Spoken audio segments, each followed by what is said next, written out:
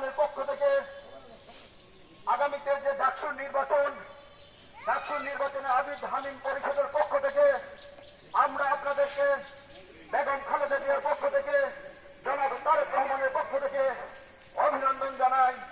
আপনারা ম্যাডাম জিয়ার অভিনন্দন নেবেন, জনাব তারেক রহমানের অভিনন্দন নেবেন। এই ডাকসুর কোনো সারা পরিষদ আছে? এই আগামী নির্বাচনে কোনো সারা পরিষদ আছে? এই 90-এর মধ্যে একচেটিয়া প্যানেল পাবে কোনো পরিষদ আছে? এই বাংলাদেশ জাতীয়তাবাদী ছাত্র দলের কোনো পরিষদ আছে?